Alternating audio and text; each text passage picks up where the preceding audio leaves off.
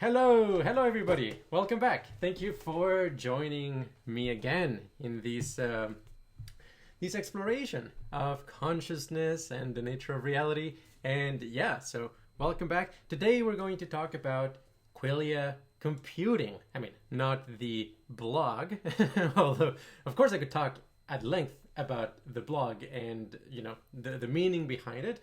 But actually we're going to talk about the concept of Qualia Computing itself, because it is a legitimately new concept. I mean, as far as it goes in philosophy of mind, I do think that coining Qualia Computing, referring to, the computational properties of qualia, is a very, potentially like meaningful, non-trivial, and innovative thing to do in philosophy of mind. Now, before we go into Qualia Computing as the subject of today's video, let's go through the Qualia of the day, which today is Eau Sauvage. Eau Sauvage. It's kind of like a very classic, I believe, 1966 citrus aromatic fragrance. And it's actually really great. I only smelled it recently, and I've got to say that I agree with Luca Turin in that it's a 5 out of 5 star fragrance. Now, I think it also classifies as a high entropy alloy of scent, and I recommend watching a video on high entropy alloys of experience to kind of like get a sense of what do I mean by a high entropy alloy. But just to kind of like briefly summarize it, it is essentially crafted to be exactly in the precise kind of in between aromatic and citrus without either of them actually dominating. And it generates like something that is kind of in between, that is quite fascinating. I mean, at a first glance, it's definitely a very bergamot-like scent. I would say, definitely something like 40 to 50% of the scent is like bergamot or bergamot. But also there's lemon and also neroli and rosemary. And to a lesser extent, there is a tiny bit of indole, which is essentially kind of like having the, the cachet or the rapport of white flowers, but within a bergamot type of vibe. And if I were to point out like one very cheap perfume that is somewhat similar to Eau Sauvage, it would be this one, which is lemon and ginger, actually. So like Eau Sauvage, interestingly, also has candied ginger facets.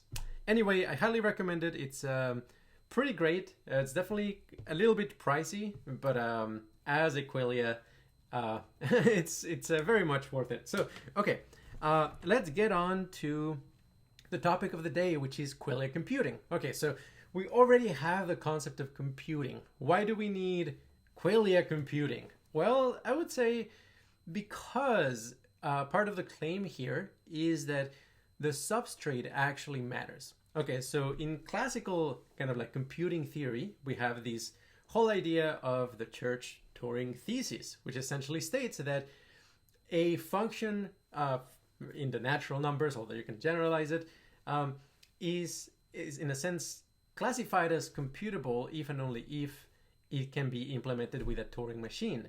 And you hear a lot of people kind of invoke the Church-Turing Thesis in the context of philosophy of mind. That like, okay, we don't know exactly what the brain is doing, but because it's clearly some kind of computable function, we're not talking about like uncomputable things.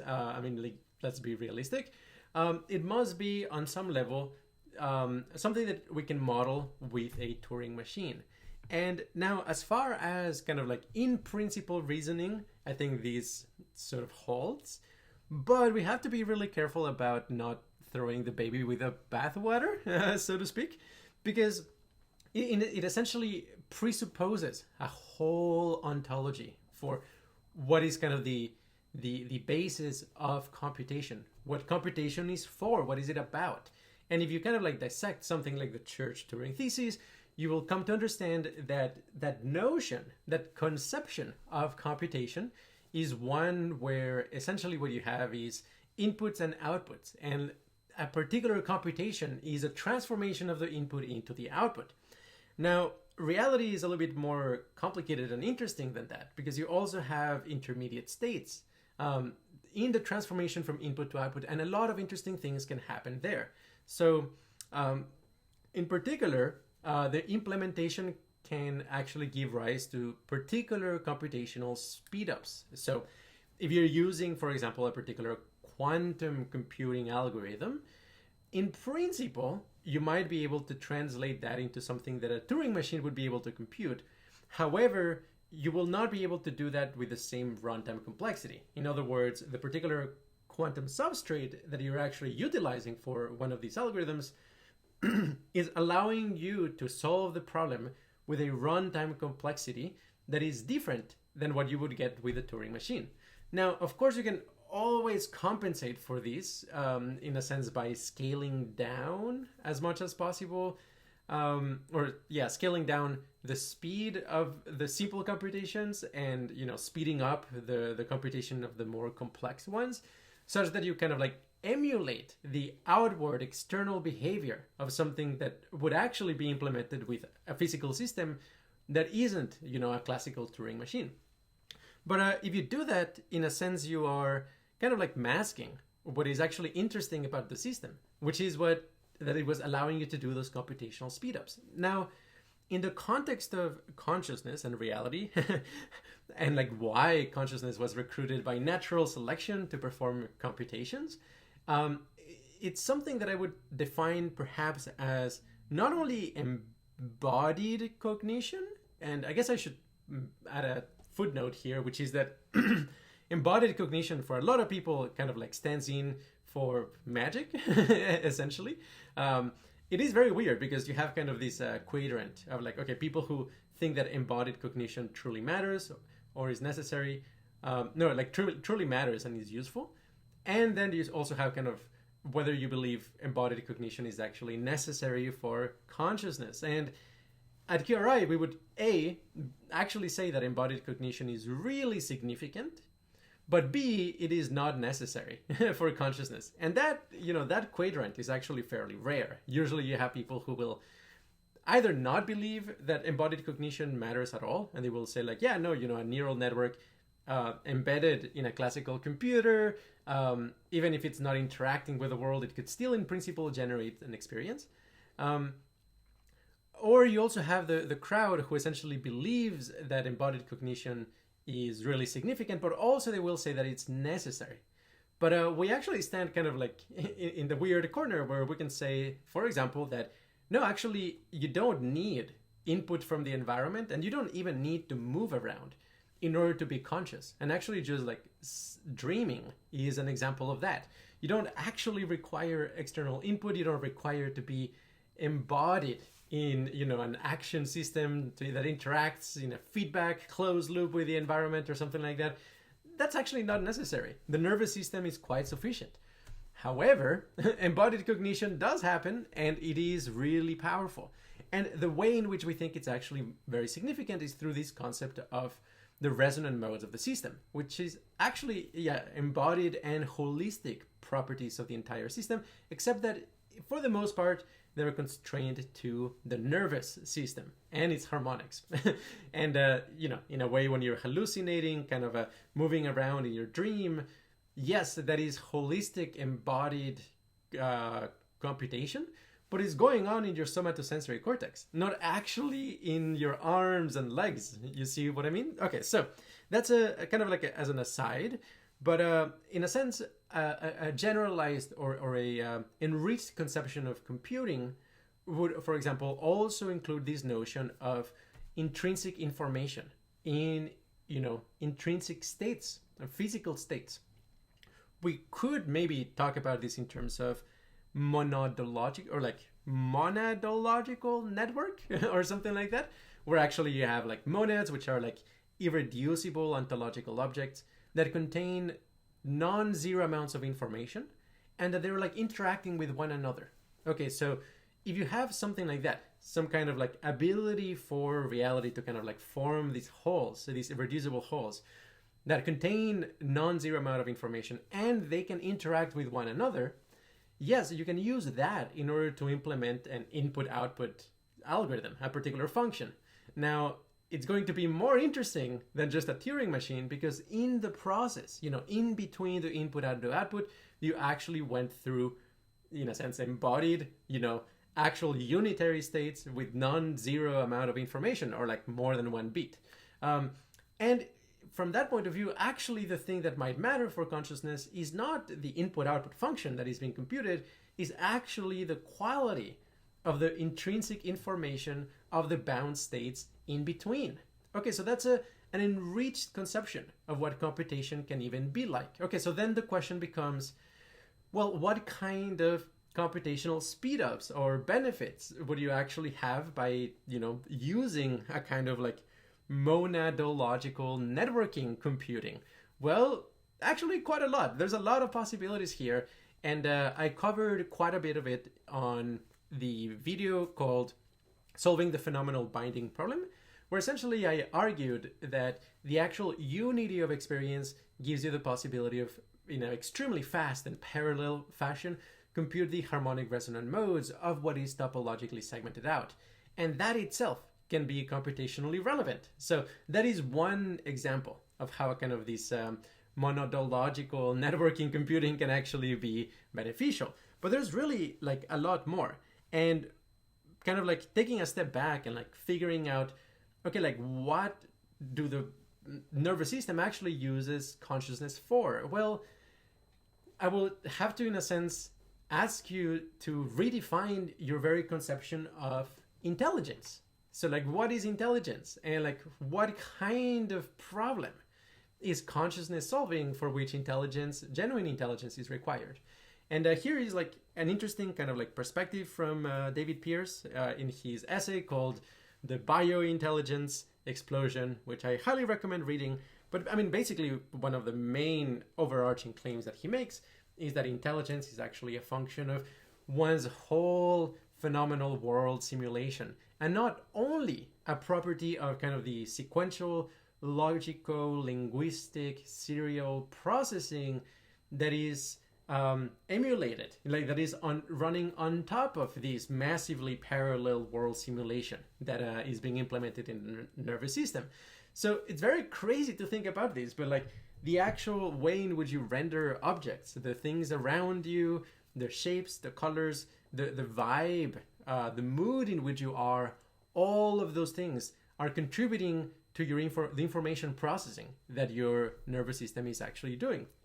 Like being in a particular mood is actually very computationally significant. It's not an epiphenomenon, is not trivial. I mean, there's a reason why it was selected by natural selection, why we are in particular moods that usually they're like adaptive to the particular situations in which we are, which is not always the case, but like at least from an evolutionary standpoint, that's why it was recruited. So there's actually quite a bit of ways in which we can enrich our conception of intelligence to go beyond just kind of, serial logical linguistic reasoning, which is, the classic conception of intelligence that, it's obviously really important, obviously correlated with a lot of really important things, but is by no means the whole account. And actually, if you just have that account of intelligence, you will be deeply misled about like what is it that the nervous system can do. Okay, so there's several things. Like number one, intelligence requires the capacity for binding, both local binding and global binding. Essentially, it requires the ability to generate a world simulation where features are actually properly bound to each other, such that like a particular color belongs to the shape from which it's associated in the environment, and you don't perceive like disembodied colors, for example. So that is like binding, and it's really important. Local binding is features put together for a unified phenomenal object, whereas global binding is that the features belong to the same experience, whether or not they're like immediately connected to a phenomenal object. But either way, I mean, like binding is both philosophically very puzzling and computationally very significant. So non-psychotic binding is a key ingredient of intelligence. But then you also have kind of like the self as a coordinating mechanism, something that allows you to, in a sense, model what is happening as happening to somebody over time. with agency and the capacity to kind of organize its contractions and its expansions in such a way that it navigates the virtual environment. So that's another part. And you could be really good at non-psychotic binding, but actually lack an adaptive sense of self. For example, with schizophrenia, or perhaps like some particular psychedelic psychosis or something like that. Then the third one is perspective taking capacity. I mean, like that's a very intrinsically challenging problem of how do you, in a sense, like simulate what others are experiencing and what they are believing that you are experiencing, and so on and so forth. And or in the case of somebody like Shakespeare, like sixth order intentionality. What does he think that she believes that he wants that she dislikes? So like that kind of like ability to reason, okay, that's also like something upon which is predicated upon which the properties of real world simulation, and which is integral to intelligence. Then also we need a metric to distinguish the trivial from the significant. And we can talk about like, okay, like somebody like Kim Peek has tremendous computational power when it comes to calendrical questions or arithmetic and things like that. But it's not the same as a Perelman, somebody who can prove the Riemann conjecture. And like, okay, like that requires some kind of understanding to be able to distinguish the trivial from the significant. And that's not only just kind of like an IQ type of skill. It requires kind of like some deep heuristics, and ultimately requires some kind of like philosophical insight into what matters in reality. So that for sure is another key component of intelligence. Then you also need the ability to navigate and utilize different states of consciousness. And like, you could have somebody who's really good at math, but in a particular bad mood, destroys his or her life, right? So in that case, like that particular person would not be very intelligent when it comes to navigating particular mood states of consciousness. I mean, let alone, I don't know, DMT or something like that, which is kind of, these extreme changes in the state of consciousness and the computational properties that entails. So being able to navigate that, it's quite, importantly, something that intelligence is to some extent related, to which is related. And for sure, I suspect that, the super intelligences in the future will start by looking more like, a super Schulgen Academy as opposed to, I don't know, a super Watson or something like that, or a super GPT-3. And finally, like number 6, it is, kind of like the serial logical linguistic reasoning, which, it's essential. It's obviously key in order to create, digital computers, in order to reason philosophically, and for sure, in order to kind of like do altruism at scale, kind of like this systematizing type of intelligence. But it's important to recognize that that's just one element of a lot of different other kinds of intelligence that are really non-trivial. I mean, like one of the things that David Pearce points out is that AI researchers may confuse the agreeable, may confuse empathy and the perspective-taking capacity of people with just the personality factor of agreeableness. Whereas, like, no, actually, high levels of agreeableness are, computationally very demanding. Like, actually, doing perspective taking properly, it's very, very computationally demanding. It's not just a personality trait. So, that's kind of like something that it's easy to get really wrong. And it's an unsolved problem as far as I'm concerned. Okay, so that is, we enriched our conception of computation. We also enrich our conception of intelligence. Okay, so what's next? Well, what is next is I will make the overall kind of overarching claim or observation that to a large extent, intelligence is all about choosing the right self-organizing principle that will solve the problem for you. And there's like a wonderful recent paper. I'll add a link in the description about essentially how, like, if you tangle a knot, like with a cord or something, and you put it in a graphics engine, and you kind of like introduce this rule where the surfaces are repelling each other as much as possible, you can put in something that is like in a very gnarly knot, and on its very own will unentangle, it will disentangle, and it will become kind of like just the cord. So is that intelligent or not? Well, the intelligence there is to, in a sense, like select the right self-organizing principle, in this case, repulsion between surfaces, that will, in a sense, as an emergent effect of letting it run in a massively parallel fashion, solve the problem for you. So I would claim that actually this is like much more similar to what we do on a daily basis than, let's say, programming a Turing machine or something of the sort. So the claim is that, okay, we do have like some specialized hardware to some extent, but also we have the capacity to, in a sense, like program self-organizing principles that then will solve the problem for us.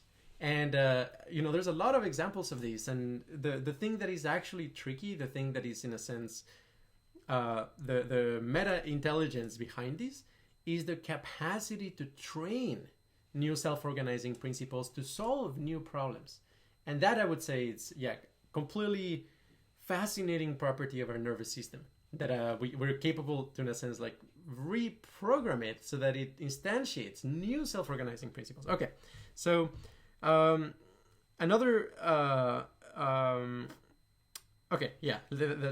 say that. Now, one example of kind of like a self-organizing principle that is all over the place, and we've talked about it, it's annealing. And annealing, I mean, really is that, because you're, in a sense, like the problem that you're solving is, for example, how do you get atoms to be aligned with one another in a lattice without having to individually go through each atom and kind of like orient it in a particular way, so that, everything becomes a checkerboard pattern, or everything is like properly aligned. Like, you don't want to do that manually. Is there a way in which you can kind of like do something to the system such that on its own it will find that configuration? And the answer is yes. You can heat it up at a certain schedule and then let it cool in such a way that you get kind of islands of constraint satisfaction, like bundles of atoms that, in a sense, do satisfy the constraint of being aligned with each other. And then they form nucleation points, then, in a sense, propagate, and then they negotiate between each other. And, in some cases, kind of like an annealing cycle that heats up and cools down and heats up and cools down and heats up, so that like it goes through kind of like several stages, might actually work really well, because you will have like the islands of coherence kind of congealing and crystallizing, and then you might need to kind of like reheat it a little bit so that they kind of jiggle, and then they crystallize as an entirety. The entire scope of the crystal lattice actually becomes well organized. So in this case, like choosing the right annealing schedule would be kind of like the intelligent, the thing that requires kind of intelligence here.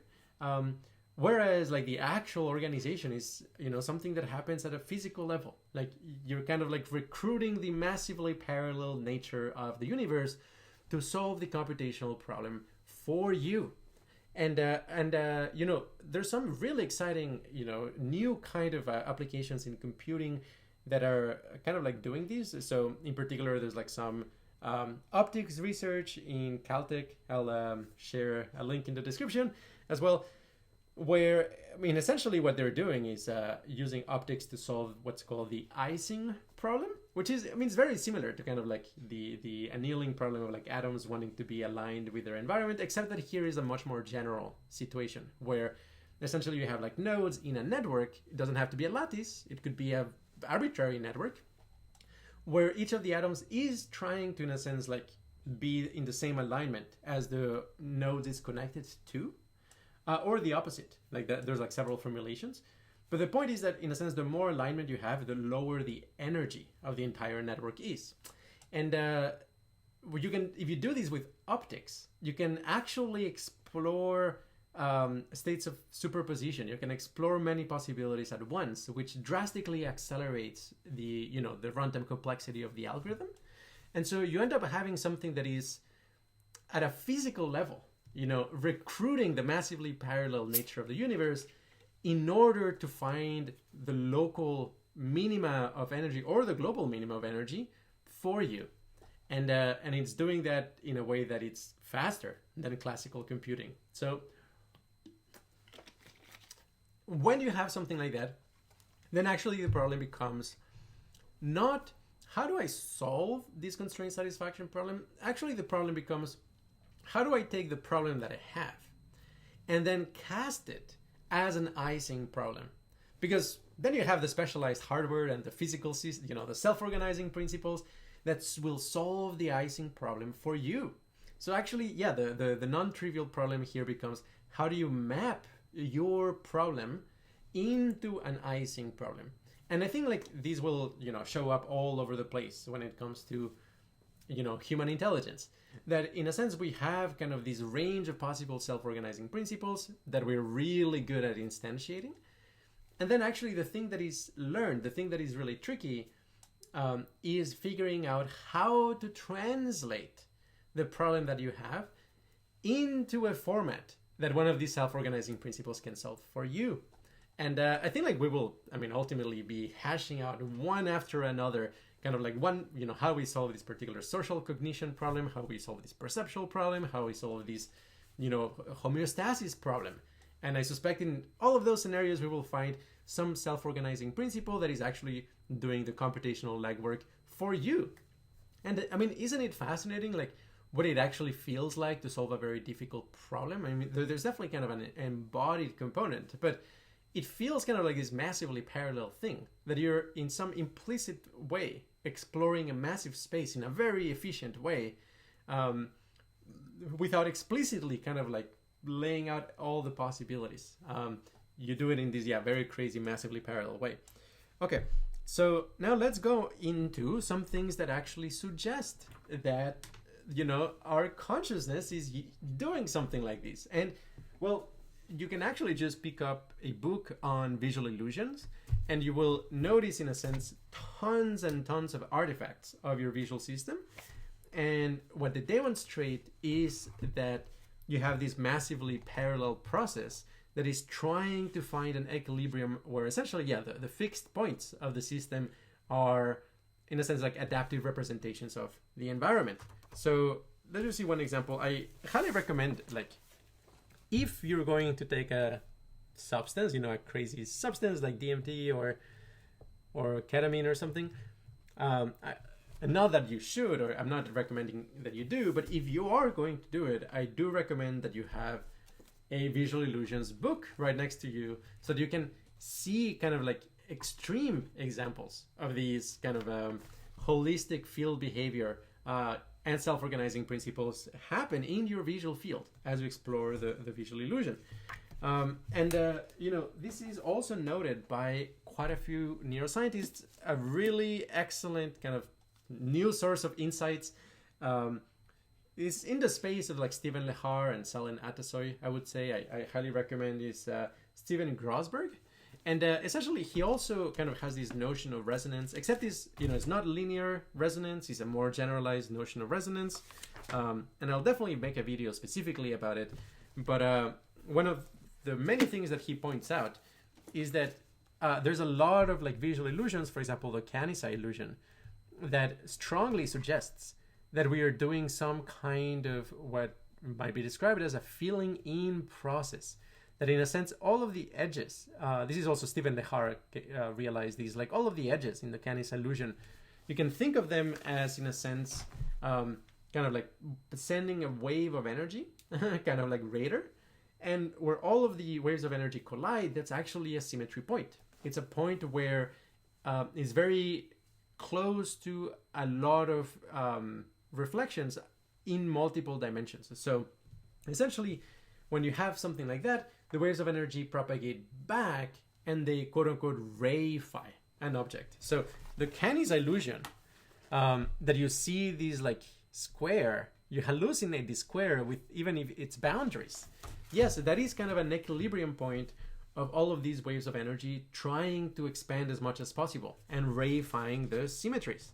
Apologies if this, sounds like nonsense. It's something that we actually probably would have to go through much more slowly to really absorb.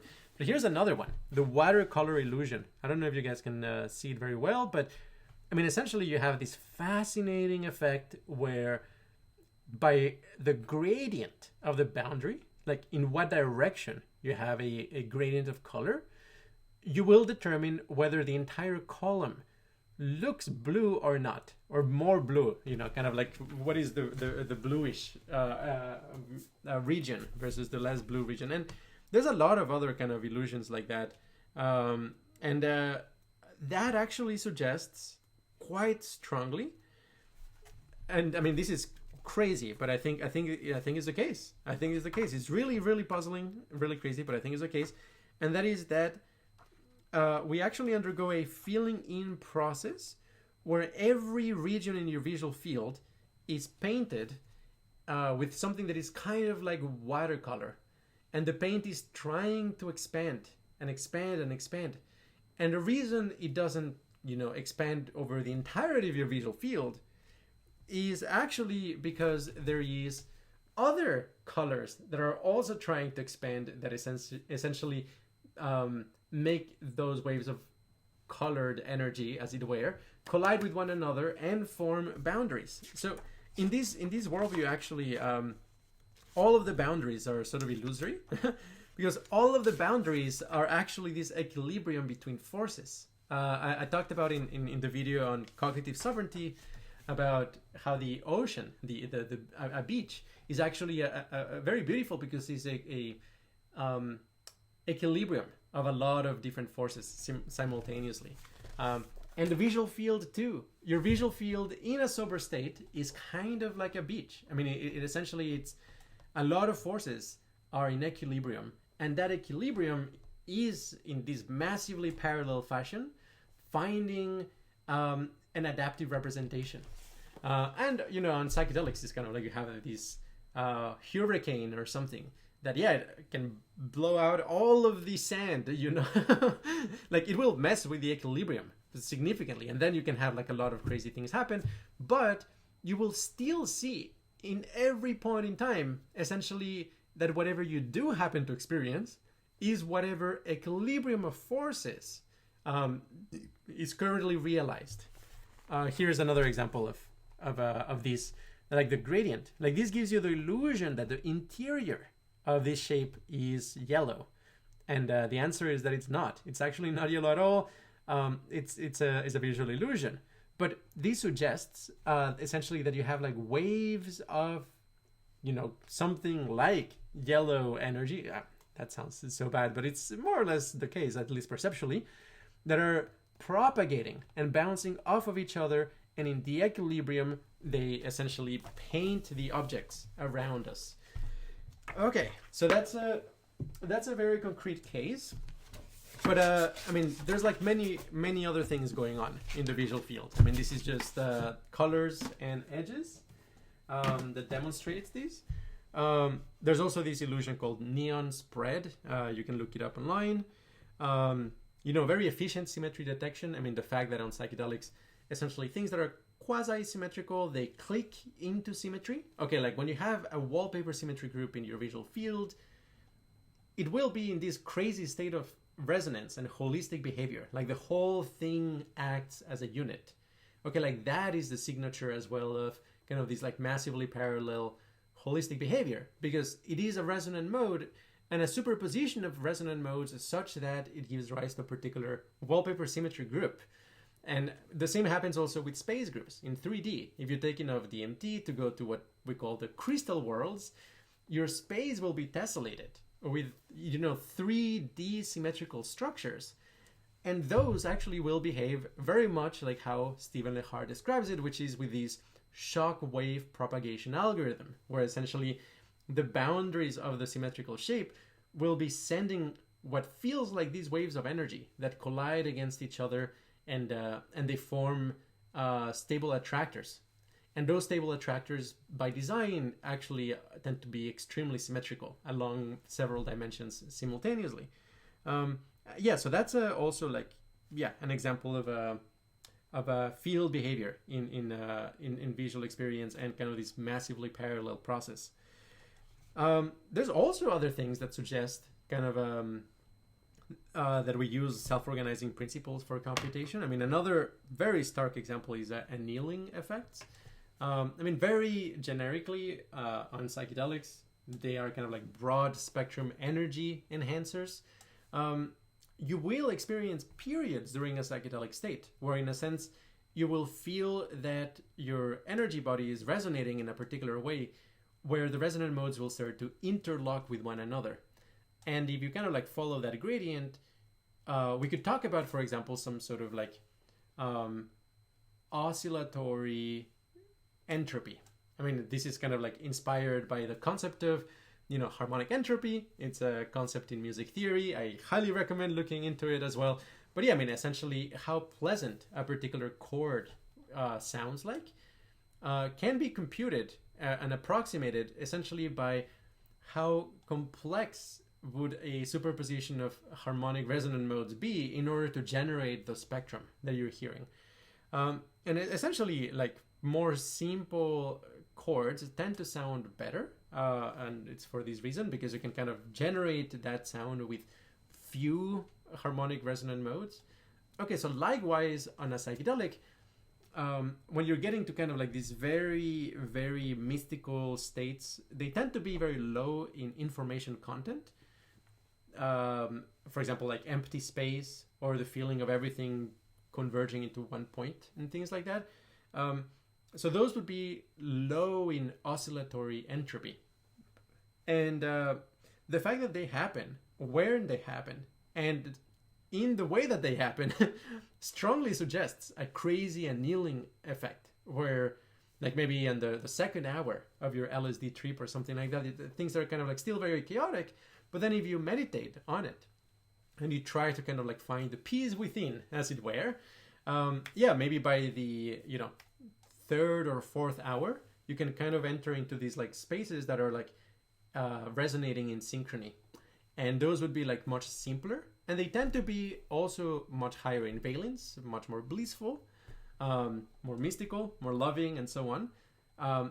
And generally speaking, they tend to be very simple. And also that actually somehow it's healing for reasons that I'm not going to go into this time. If you're curious about it, you can look up Healing Trauma with Neural Annealing, which is a presentation I gave at the Oxford Science of Psychedelics Club. It's online, you can find it. Okay, so like crazy annealing effects also suggests that, a lot of what's going on in our experience is actually the result of these self-organizing principles, running in a massively parallel hardware, and how they interact with one another. Now, I'll also mention that there is these crazy things that can happen on meditation. For example, nimittas. And nimittas are essentially when there's a threshold of concentration, and you can look up Buddhist annealing, a video I made about like, okay, how do we quantify concentration? What does concentration even mean in the context of meditation? I go much deeper into it, but a very, very broad picture is that concentration is sort of like a coefficient of how many of your resonant modes are either in a state of harmony, could be, for example, different scales, but they're like interlocking with each other, resonance, and synchrony. So when you have those, the more of your harmonic resonant modes are either in resonance, harmony, or synchrony. There's also this generalized concept called coherence in neuroscience, which actually captures these in a much more general way. So whenever you have that, whenever a lot of your resonant modes are in a state of coherence, that tends to be a highly concentrated state. So when all of your resonant modes are, in a sense, interlocking such that your attention gets concentrated in the center and it doesn't move from the center, okay, like that would be a highly concentrated state of consciousness.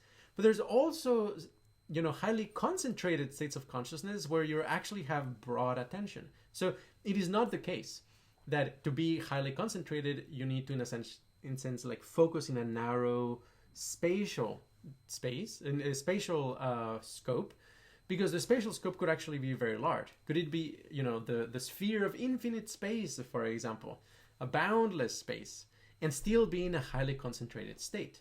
So when you cross a certain, level of concentration, you start experiencing this thing that is called nimittas, where many of them are described as like luminous. So essentially, you can feel like this very, very bright light, like at the top of your visual field. You don't necessarily look at it directly, but it's kind of like influencing your visual field, almost as if there was like a light behind that you weren't like perceiving directly, but it's like shining into your visual field and somehow like making the rest of your energy body coherent with it. So that's one example of a nimitta, but there's also amodal nimittas. So kind of like the feeling of like very strong gravity in one particular direction. Now, all of those things can be interpreted as essentially field behavior. Especially we have kind of like an electromagnetic theory of consciousness. In some, formulations, we could actually talk about the way the attention flows as literally following, for example, the magnetic field lines. And that in a sense, when you're shifting your attention from one place to another, you're kind of like shifting the magnetic field lines of your consciousness so that it gets directed in a different way. Now, this kind of like connects with an empirical description of, in a sense, how you do world building with your imagination.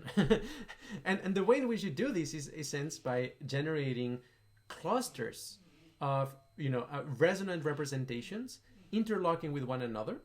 And this gives rise to this concept. I'm throwing a lot at you, but hopefully some of you can take it, which is the concept of an oscillatory complement. So if you are like fully absorbed into a particular shape, let's say a hexagon, the crazy thing is that, if you're fully absorbed into a hexagon, it's not that you actually become a hexagon. It's not that your consciousness is shaped like a hexagon. It's actually something a little bit crazier than that. Your consciousness has become the oscillatory complement of a hexagon, meaning that it resonates with a hexagon. And actually, the entirety of your experience will consist of something that is shaped like a hexagon, which is a tiny component of the experience, and the rest of the experience, which is the oscillatory complement of the hexagon.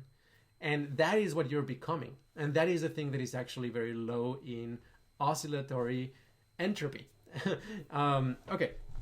And also, importantly, there are two things that your nervous system is constantly trying to do. I mean, this is kind of like from, free energy principle from Carl Friston, but we are blending it with connectome-specific harmonic waves, like Selen Atasoy, and then adding, for example, neural annealing and the symmetry theory of valence to actually create a unified paradigm here. So what I mean by this is, okay, the free energy principle will generally indicate that an organism needs to simultaneously A, minimize prediction errors, while B, minimizing the model complexity that it has about its environment. I mean, you could have, like, in principle, a huge lookup table that predicts every possible, new sequence of inputs as a function of, like, sequence of past inputs. But it's, computationally intractable, and it's impossible to, in a sense, like, actually get all of that trained up. You would need an infinite amount of computation, or like a very large amount of computation. So in practice, you actually require a balance between how complex your model is internally and, how good your prediction of the environment are using that model. And the claim here that we make at QRI is that actually what the nervous system is truly trying to minimize is dissonance between its harmonic modes. And what does that look like? Well, that looks like harmonic modes that are similar to each other. They're not actually capable of interlocking. So they generate these like strong beat patterns, which in a sense create these very sharp derivatives, these very sharp transitions, which in a sense is a risk factor for strain. And strain is the thing that is actually, the thing that actually feels unpleasant. You're kind of this field, and whenever that field is actually experiencing strain, that feels unpleasant. So if you want to minimize the strain, you've got to minimize the risk factors for strain, which is stress for the most part. And if you want to minimize stress, you will want the harmonic modes to actually interlock with one another so that the energy that one harmonic has can be passed on seamlessly to the other one without, in a sense, friction or stress in between. And, as a consequence of this, all that you ever actually are, trying to do from the point of view of aliens is minimize the amount of dissonance that you're experiencing. And there's like two key ways in which dissonance arises. Like, first of all, you have bad predictions. Why? Because there would be a lack of coherence between one layer of the perceptual system and the surrounding one. In a sense, like you have a nested hierarchy of layers, and each layer is trying to predict the one around it. So a prediction error is kind of dissonance between one layer and its surrounding ones. That's like when, an abstract model is not actually able to predict very well the next input of the more concrete kind of like neural layer, which is connected to the environment. Second, though, you're also trying to minimize model complexity because very complex models can have a lot of moving parts which can actually grind on each other or you can look at it projectively in a way, like when you have like a very complex model and you project it from several points of view, in a sense, like different projections can actually generate internal dissonance, and that's something that you're trying to minimize as well. So in practice, the thing that minimizes the total amount of dissonance is going to be actually something that satisfies a lot of kind of machine learning properties, desirable machine learning properties or statistical properties, which is it will balance out accuracy of predictions together with internal model complexity. Now, the reason I say all of this is that I think that kind of like the non-trivial insight here is that our model of the world is something that we are constantly updating. This like internal simulation that we have of the environment, who we are, where we are, what we're doing, and so on, is something that, we're constantly refreshing. And every time we refresh it, we're trying to capture what is essential of it while simplifying it, making it more elegant, making it more compressible, more generalized. And that's like just ongoing all the time. And I would actually equate it with something like nonlinearities in a nonlinear optical system where, actually, the thing that you're experiencing is the standing wave pattern of the nonlinearities of the harmonic modes of your nervous system.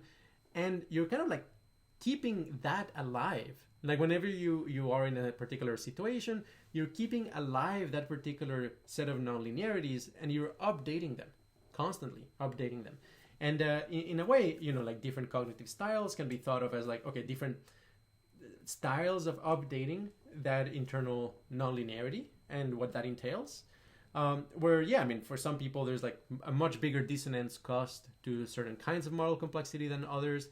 Or, in the most extreme case, you have people who have kind of like specialized hardware versus people who have kind of like, you might think of it as like CPUs, where in the one hand, they may kind of like have very natively self-organizing principles that are really excellent at something, for example, like social cognition, whereas like somebody else might actually not have them and need to kind of like emulate that behavior in a much more sequential, serial, and kind of like digital, discrete fashion.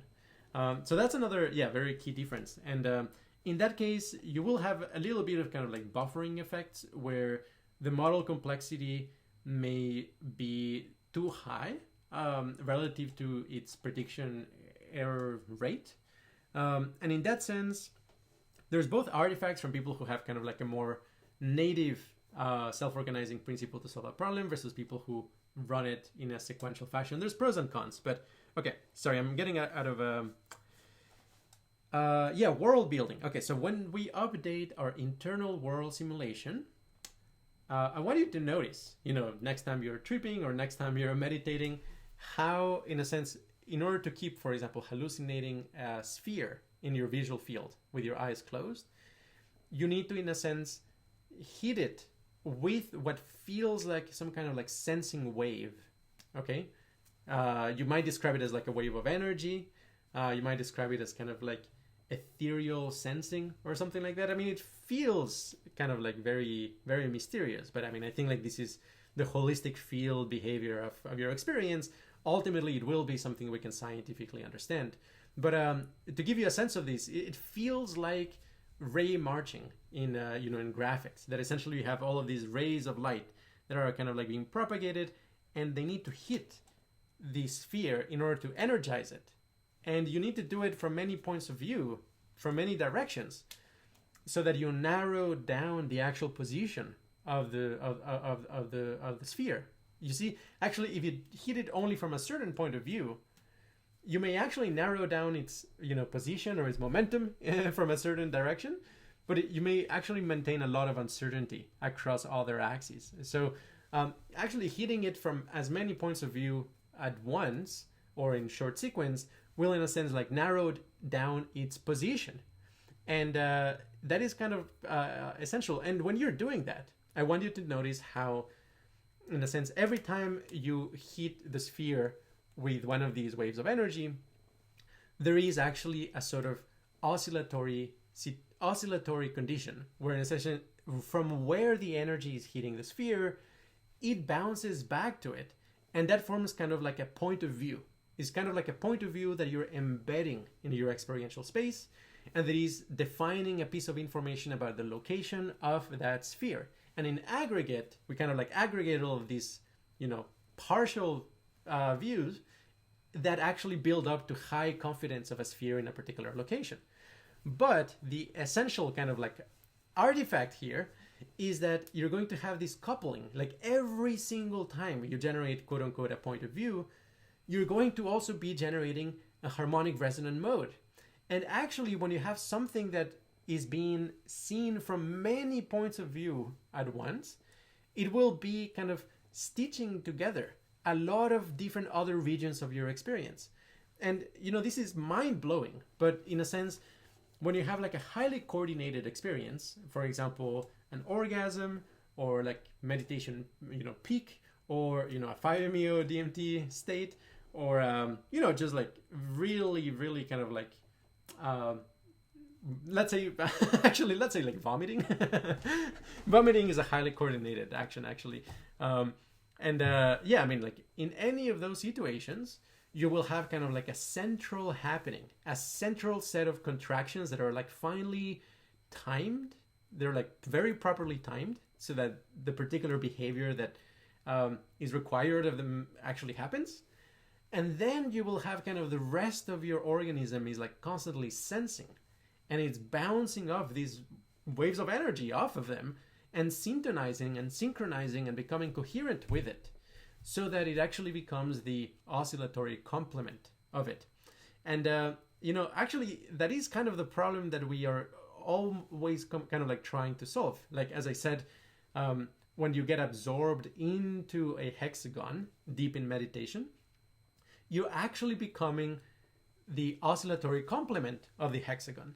So to predict a hexagon perfectly, the thing that the nervous system is actually figuring out is how do I oscillate in such a way that its complement becomes the hexagon.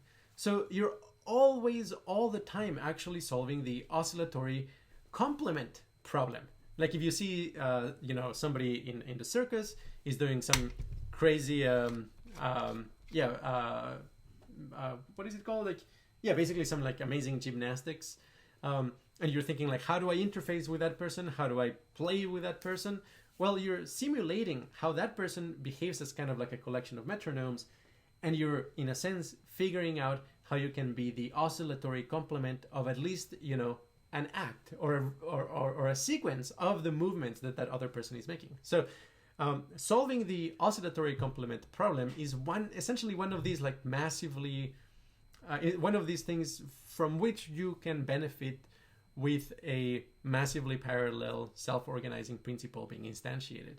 And I believe that's actually really key to like absolutely everything that we do, is like we're constantly computing the oscillatory complements of inputs and of actions and of agents even Okay, more on that on another video. I'll just like kind of like wrap up a little bit, which is, as I was saying, you can introspect on how oscillatory complement stacking is the foundation of inner world building. You can experience these on various substances, on meditation, even just with your imagination, if you don't have aphantasia, for example. And you can even, for example, hallucinate what I call Qualia critters, which is a particular like quasi agents or like little tiny kind of mini robots, but they're actually, you know, conscious in a way, or like you're making them conscious, that in a sense are recruiting particular ways of contracting. They're recruiting some kind of, you know, oscillatory modes of your experience in a coordinated fashion, such that they can actually perform a certain action in a repeated fashion. And then you can kind of like create swarms of them. You can copy them. And as soon as you have a swarm of Qualia critters, you will start to have the resonant modes of the entire collection of Qualia critters. And that itself, you know, it's computationally very significant. That when you simulate, for example, how a colony behaves in your mind, you're kind of actually also solving this crazy oscillatory complement problem, except that it is for every one of those critters relative to the rest of the collective. And you're finding some attractor that is kind of the oscillatory complement of the entire colony will be each of the Qualia critters. So that's a tremendously computationally demanding problem, but that is solved really quickly. Like if you take DMT within a minute or two, you will solve these crazy, you know, very, very complicated constraint satisfaction problems in this massively parallel way that will generate like crazy Qualia critters, which, yeah, they're finding their oscillatory complement. Anyway, all of this is, yeah, I mean, essentially something that I think that it runs so efficiently in our experience precisely because we're hooked up to the fields of physics, and we're using this massive, you know, the massive native parallelism of reality itself and how it unfolds over time in order to solve these other, you know, computational problems. And I think I'll actually end with okay, two more things. First, we can reinterpret actually what happens on many different substances in terms of tweaking the self-organizing principles of your experience, such that the balance of forces ends up being something different than it was before. Now, in particular, I would mention that something like DMT, I think of it quite a lot as a massive energizer, like essentially is like energizing the entirety of your experience, which generates crazy nonlinearities, which is essentially these like standing wave patterns that are self-reinforcing, and with a bias towards like the high frequencies. So in a sense, a lot of what happens on DMT is kind of like very fast flickering, very fast resonant modes of your nervous system, which as a consequence generate these kind of waves of energy that they collide against each other. And then you get these attractor states, kind of these crazy geometrical patterns that are in a sense the energy sinks of that state. And yeah, if you look into them, you actually study them, you will see, yeah, there's a lot of physical behavior in terms of like, well, what the shape of these objects actually corresponds to is to an energy minimization process. So for example, you will experience on DMT a lot of hyperbolic geometry, a lot of minimal surfaces. Yeah, all of that is like very reminiscent of energy minimization in physics. So I mean, similar to, okay, like now we have hardware from Caltech that can solve with optics the icing problem, and then the problem becomes, how do we translate, you know, the problems that we care about into an icing problem? I would say, you know, similarly, the nervous system has this crazy capacity to generate these insane nonlinearities in its experiential field, and then finding its local energy minima. Now, if you're able to cast a difficult computational problem into an energy minimization problem of that sort, you may actually be able to use the visual field for crazy computation And I mean, that's one of the things I'm very excited about, like, the prospect in the next decade or so. It's figuring out ways in which, actually a conscious visual field or any other experiential field can be recruited for very exotic computation in a way that is like exceedingly efficient, and also in a way that nobody was suspecting before, because people are not thinking about kind of these like enriched conception of intelligence, enriched conception of computation. So that's I find that quite exciting. And ketamine, here's the other thing. Ketamine and dissociatives in general, I would broadly describe them as changing the wave propagation dynamics of energy in your nervous system. Essentially, it makes the wave propagation slower. So it actually is a kind of like phase transition that makes everything move slower. Now, because a lot of our perception of the world is kind of this high level, phenomena, this emergent pattern of all of these nonlinearities interacting with one another, if you slow down the wave propagation across the board, you get some really crazy emergent effects. But I think like the underlying, the fundamental change in the substrate is very simple. It's actually just making the propagation of waves slower. And I think we can probably show this empirically. I mean, we can show, okay, how quickly information of, stimulation of a certain sort takes to go from one part of the nervous system to the other on ketamine. And I would predict that it would go slower, and actually would go slower, increasingly slower as a function of the dose. Okay, so what this does as an emergent effect is that it makes it really difficult for each of the layers in the nested hierarchical structure of the nervous system to be synchronized with its surrounding layer. So essentially what this does is it disconnects your internal models from the input that they allegedly or presumably are trying to predict. And this has this very, very strange effect where you can focus, for example, on the inner resonant modes of kind of like your deepest of your deep self, which is kind of like the most abstract and disembodied component of your experience, and be in a very blissful state, even if there's like crazy music going on around, or somebody is like shouting, there's like crazy things going on. If you're in a sufficiently dissociated state, you're not going to be phase locking. You're not going to be interlocking with those external metronomes. You can actually, in a sense, choose to not interlock with them. I mean, and this gives you, there's this kind of like corollary, which is, okay, so imagine you have like this dissonant input outside of you.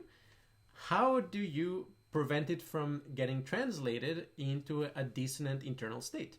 And there's actually roughly two solutions to this. Number one, you can dissociate from it, which is kind of the ketamine route. Essentially, you just prevent coupling between sensory input and the resonant modes of your innermost state. That essentially kind of like, you become kind of like a cocoon. Essentially, the wave propagation dynamics of your innermost experience, they just don't resonate with the other layers. So they can kind of just exist on their own, But then the second option is to predict the input perfectly. So people who do a lot of like noting meditation, for example, like very quickly noticing every tiny sensation arising and passing, well, they can become really good at essentially chopping down stimuli and predicting it really, really carefully and very precisely. And if you can do that, you can, in a sense, like cancel out preemptively what the input is going to be. So you have these completely different strategies. And like, okay, like A, you become really good at predicting, or B, you become really good at dissociating. And I mean, ketamine would be the latter one, but there is an advantage to actually temporarily dissociating, which is it will, in a sense, lower the embodied constraints that usually we have learned, like kind of like our muscle memory. You can kind of disembed yourself from those weights for a while, and then reduce model complexity internally. So to a large extent, I would describe something like ketamine as annealing technology targeted towards the innermost model complexity. That in a sense is like something that you might want to take if you need to reduce model complexity. Whereas like psychedelics across the board, they're more complicated, mostly because they don't necessarily dissociate you from the lower layers. So actually you may end up kind of like dragging into those like crazy mystical states also all of your human emotions and human needs and all of that, which can be pretty unpleasant. Now the really crazy thing that happens is when you combine both dissociatives and psychedelics. I have a video and an article about what we call free-willing hallucinations, which is essentially states of consciousness that emerge from, let's say, 100 micrograms of LSD and 100 milligrams of ketamine taken at the same time, or you first take the LSD and a couple hours later the ketamine. But the point is that peak effects kind of like happen in conjunction. And my interpretation there is that you are effectively getting the dissociation from the lower layers of the predictive coding aspect of the nervous system, and yes, making like the energy propagation slower. And on top of that, you're energizing the system, which is something that the psychedelic is going to be doing. So it's kind of like you become this cocoon, this innermost kind of like experience, dissociated from its environment, but then it's like supercharged, like super energized. And under those conditions, you can experience some of the absolutely most bizarre, crazy, intense, and compelling nonlinearities in the nervous system. And I really believe, essentially, that as soon as more researchers, neuroscientists, people, like Steven Grossberg and so on, actually experiment in a very rigorous fashion with, straight up combining LSD and ketamine.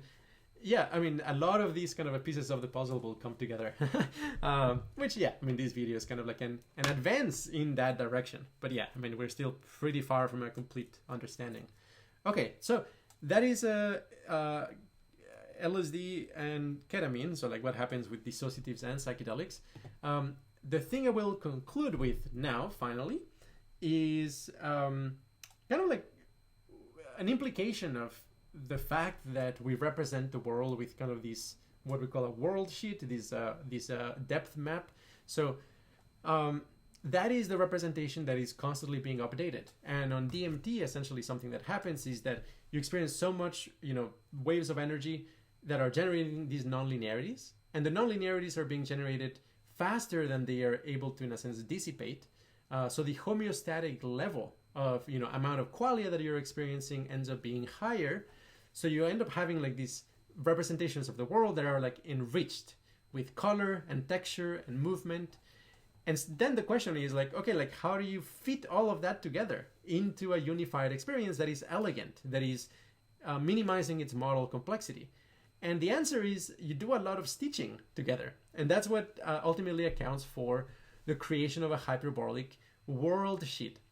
You're stitching together all of these internal representations. As I mentioned, every time you have like a wave of energy hitting a surface, you actually have both kind of like that going on and the oscillatory complement of it, in a sense, as the observer, the thing that is keeping track of that point of view. I'm sure this doesn't make sense unless you, recently have had like intense meditation or DMT experiences, but I promise this makes sense. So essentially the world sheet is kind of like the equilibrium of having all of those crazy oscillations trying to be stitched together into a unified representation that makes sense, makes holistic sense. Now, you can do really crazy things when that happens. And this is not only DMT, also psychedelics more broadly. So, for example, you can look at the mystical experiences questionnaire, which is something that they often give to people right after a psychedelic experience. And, they say things such as like, item number 3, for example, is experience of oneness in relation to an inner world within. Apparently that's like very common, that you experience oneness with an inner world within. Well, from our point of view, that actually might have something to do with synchronization or coherence between layers of the mind that are usually don't talk to each other. So let's say if your cognition and your innermost kind of emotional self usually are kind of oscillating in a way that are decoupled from one another on a psychedelic, because it's in a sense reducing the threshold for coupling of any kinds of oscillations.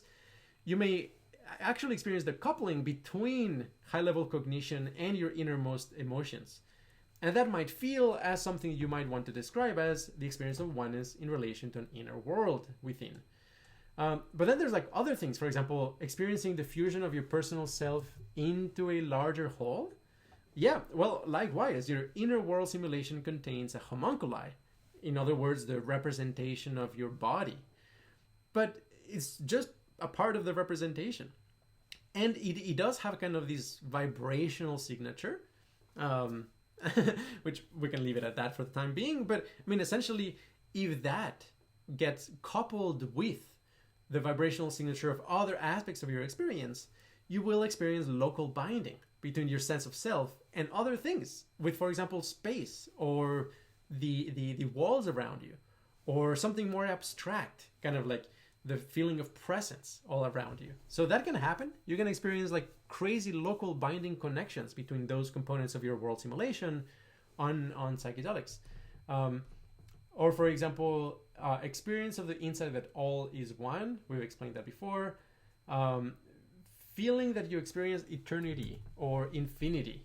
That's like also super crazy, but like totally possible, because, well, I'm just going to refer you to the video on what is time, or the article called The Pseudo-Time Arrow in Qualia Research Institute. So yeah, I mean, basically the arrow of time is also something that is can be influenced by annealing effects. So you can actually experience a very simplified feeling of time, or in an even more crazy fashion, you can actually create time loops, which are experienced all at once. It's like a very crazy thing. You need to read the article to really make sense of this. But essentially, when you have that kind of experience, it feels like you're eternally, essentially stuck in that particular moment, because the ending of that moment contains the seeds of its very beginning, and there's like no way out of it. I mean, you're essentially in a what's described as a time loop, or also a limit cycle in dynamic systems, and you're kind of like stuck in there. Anyway, the mystical experiences question here makes a lot of sense if you think of your experience as essentially the result of, you know, an optical massively parallel system, and you make sense of psychedelics as energized nonlinearities within that optical system. And yeah, I mean, to some extent, I expect what I just said to make very little sense to most people, but also I strongly expect it to make a lot of sense in 10 or 20 years when this is a much more concrete field of study. Hopefully QRI will have participated in that process. Then also, I'll just mention the Goldilocks zone of oneness. I mean, we talk about like how the feeling of everything being one is a very natural kind of like feeling when you're in a very low entropy configuration of your consciousness, where let's say like everything becomes just one point to which you're synchronized in the center of your awareness. Now, if you have kind of this understanding that, okay, your experience is this massively parallel resonant state, actually there is a very straightforward way in which all views of personal identity can be represented in it. So A, if you identify with all of the surfaces and the space being represented in your inner world simulation, maybe that would be kind of like equivalent to open individualism. You're kind of like identifying with consciousness itself, which we all have. So we are all the same consciousness in that sense. Or, for example, you may identify with a homunculi within that world simulation, and that would be, for example, closed individualism, the standard belief that most people have, which is they start existing when they're born and they stop existing when they die. Or they can identify with essentially the pseudo-time arrow, with kind of like the flickering quality of the experience. And if they do that, then they would actually be kind of like identifying with empty individualism, that we are just one time slice. And the thing is, beliefs about personal identity are in this picture something that corresponds to different configurations of the world sheet. Like if the world sheet is sending most of the attention towards like space itself, for example, okay, that would lend itself to open individualism. Or, you know, most people, their intuitive kind of like sense of self would be kind of like constantly generating these oscillatory complements with the homunculi. The homunculi, the inner sense of self, as kind of the lead or the nucleation for resonant modes. And that, yes, has a really strong closed individualist kind of a feel to it. And so, yeah, I mean, when you disable the self as kind of like this self-organizing principle that interlocks and stitches together all of the oscillatory complements, you can create these crazy kind of like parallel realities that don't interact with one another parallel in a way, because ultimately, yeah, they're like globally bound, even though they might not be locally bound. And when you do that, yeah, the sense of self doesn't really exist. And so like representations for open and empty individualism become much more accessible. But I think that a very plausible kind of like way of developing compassion, not being so afraid of dying, and kind of like being in touch with one's emotions and so on, would be to actually cultivate this feeling of the three views of personal identity being somewhat true simultaneously, so that you identify with consciousness as a whole. So you both feel a sense of responsibility towards like the well-being of other beings, but also you stop being afraid of death because you identify with kind of a consciousness itself. But also you identify with yourself, with your own individual persona, so you actually, you know, kind of like take care of that timeline, which is also really important. You are the best steward of your timeline. And also that you care about each moment of experience, which the narrative self doesn't always necessarily care about. Although that's a topic for another video.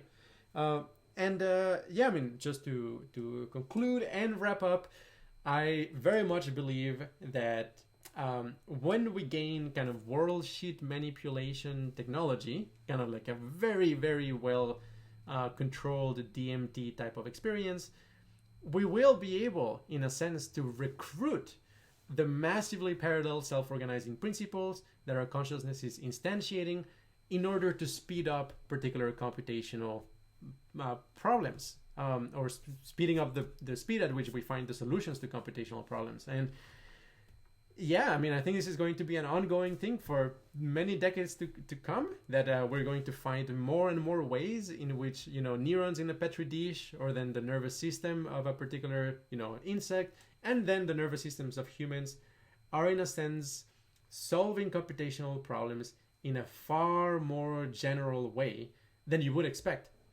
if we were just thinking of them in terms of classical computing. And that is a really exciting journey. And yeah, I mean, I'm very confident it's going to rock the way in which we make sense of intelligence, of computation, and of what it is to be conscious. So with that, thank you very much. And I'll talk to you another time on another topic. Infinite bliss, everybody.